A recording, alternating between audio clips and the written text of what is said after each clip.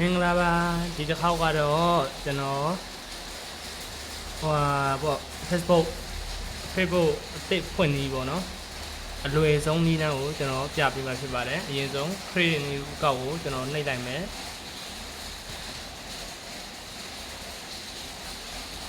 ပြီးရင်ကျွန်တော်တို့တွေဒါလေးကိုဆက်နှိပ်မယ်ပြီးသွားရင်ကျွန်တော်တို့နာမည်ထည့်မယ်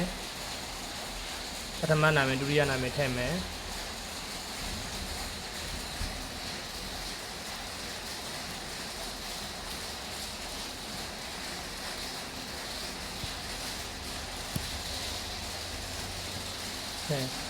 ဒါကတော့မွေးနေ့ပေါ့နော်မွေးနေ့ကိုကျွန်တော်တို့ကကြိုက်သလိုထည့်လို့ရတယ်ဒါပေမဲ့ session နေ့ပြည့်ရင်တော့ပို့ပြီးတော့ကောင်းတယ်ပေါ့နော်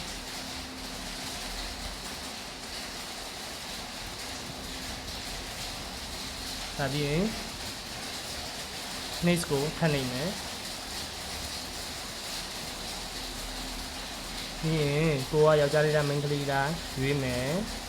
ယောက်ျားလေးဆိုရင်အောက်ကနေရွေးမယ်မိန်းကလေးဆိုရင်အပေါ်ကနော်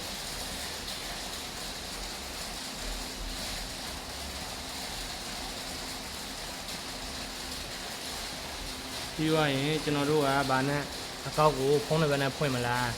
ဒါမှမဟုတ်လို့ရှိရင် Gmail နဲ့ဖွင့်မလားရွေးလို့ရတယ်ဖုန်းနံပါတ်ဆိုလို့ရှိရင်ဖွင့်ပြီးသားဖုန်းနံပါတ်ဆိုလို့ရှိရင်မရပါဘူးเนาะဖုန်းနံပါတ်အသစ်မသုံးရသေးတဲ့ဖုန်းနံပါတ်အသစ်ဖြစ်ရပါမယ်ဖုန်းနံပါတ်နဲ့ဖွင့်လို့ရှိရင်တခုတော့ရှိတယ်မပြောရမလဲအကောက်လော့ကြတာမြန်တယ်ပေါ့เนาะလော့ကြလွယ်တယ်ပြီးတော့ငွေချင်းတွေအဖိတ်များလို့ရှိရင်လော့ကြတတ်တယ်เนาะအဲဒါကြောင့်မို့တနိုင်ဆုံးကတော့ Gmail နဲ့ဖွင့်တာကောင်းတယ်ကျွန်တော် Gmail နဲ့ဖွင့်မယ်เนาะအဲဆိုရင်ကျွန်တော်အဲ့ဒီ Gmail ကိုထည့်လိုက်မယ်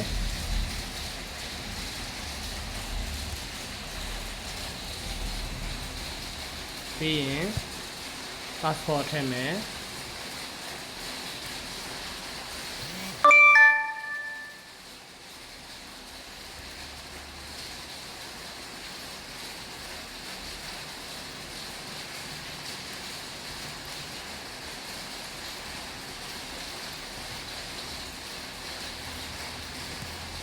passport ထည့်လို့ရှိရင်တခုသတိထားရမယ်เนาะ1234568အဲ့လိုတန်းပြီးတော့ထည့်တာက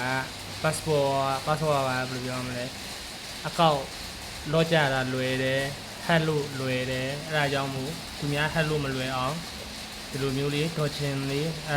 ထည့်ရမယ်ပြီးလို့ရှိရင်ကဏ္ဍနာမည်ထည့်ရမယ်ပြီးရင်ကဏ္ဍလေးပါရမယ်เนาะအဲ့လိုမျိုး၃မျိုးထည့်ရမယ်အနည်းဆုံး၈လုံးပြည့်ရမယ်၈လုံးအထက်ဆိုလည်းရတယ်เนาะအဲ့ဒါပြီးသွားလို့ရှိရင်ကျွန်တော်တို့တွေဆေးနေမလားဆေးဆိုလို့ရှိရင်ကျွန်တော်တို့နောက်တစ်ခါဝင်လို့ရှိရင်ပြန်ပြီးတော့ Gmail ရော password ထည့်စရာမလိုဘူးတကယ်လို့ဒီဘက်ကနောက်နောက်ဝင်နေလိုက်လို့ရှိရင်နောက်တစ်ခါဆိုလို့ရှိရင် Gmail ရော password ရောပြန်ထည့်ပေးရမယ်เนาะကျွန်တော်ကအောက်ကဟာပဲနေရမယ်เนาะကျွန်တော်ကအများအားသုံးမဲ့အကောင့်မဟုတ်ဘူးဒါဖွင့်ပြတဲ့အကောင့်မို့လို့เนาะပြီးရင်ဒါလေးကိုဆက်နိုင်မယ်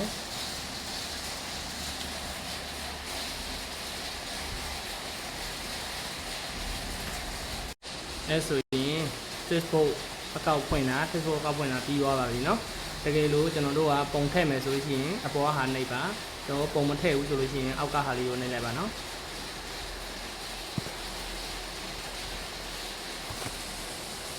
အဲ့ဒါဆိုရင်အကောက်ကပြီးသွားပါပြီเนาะဒါကကြတော့ကျွန်တော်ကအောက်ကဟာပဲထည့်လိုက်မယ်เนาะအောက်ကဟာပဲကျွန်တော်နှိပ်လိုက်မယ်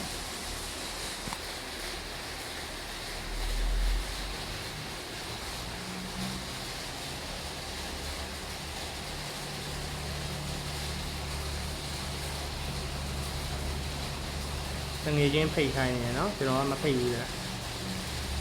ပြောလိုက်မယ်ပြီးရင်ဖုန်းနံပါတ်ထည့်ခိုင်းတယ်တကယ်လို့ဥပမာဖုန်းနံပါတ်အသစ်ရှိတယ်ဆိုလို့ရှိရင်ထည့်လို့ရတယ်မထည့်ချင်ဘူးဆိုလည်းရပါတယ်เนาะကျွန်တော်အောက်ကမထည့်ဘူးလို့နေလိုက်မယ်အဲ့ဒါဆိုလို့ရှိရင် Facebook account အသစ်ဖွင့်တာပြီးသွားပါပြီเนาะဒီဟန်ကိုလွယ်ပါတယ်เนาะပြီးသွားပါပြီခင်ဗျာပြီးပါပြီ အားလုံးပဲမင်္ဂလာပါเนาะကျေးဇူးအများကြီးတင်ပါတယ်